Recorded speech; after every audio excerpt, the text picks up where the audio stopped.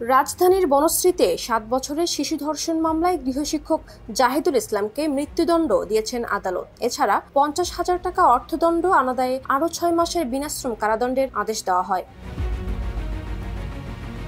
১৯ March দুপুরে ঢাকার নারী ও শিশু নির্যাতন দমন ট্রাইব্যুনাল ৩-এর বিচারক মোসাম্মদ রোকসানা বেগম হেপির আদালত এ রায় দেন।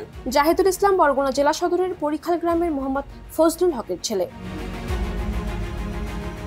মামলার এজাহার সূত্রে জানা যায়, ২০২১ সালের ২১ মার্চ সন্ধ্যায় শিশুটিকে বাসায় পড়াতে যান জাহিদুল। এ সময় শিশুটির বাবা মা বাসার বাইরে ছিলেন। পরে বাবা মা বাসায় আসার পর শিশুটি কাঁদতে থাকে। এ সময় শিশুটি তার বাবা মাকে জানায় তার শিক্ষক তাকে ধর্ষণ করেছে।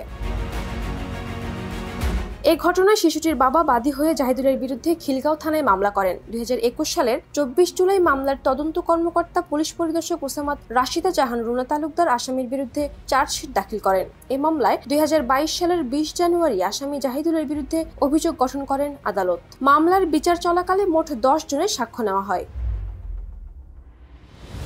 রায় শেষে রাষ্ট্রপক্ষের আইনজীবী সাজ্জাদ হোসেন জানান, ধর্ষকের কোনো ছাড় নেই। সব ধর্ষকের আরও কঠিন সাজা হওয়া উচিত, যেন কেউ আর ধর্ষণ করার সাহস না পায়।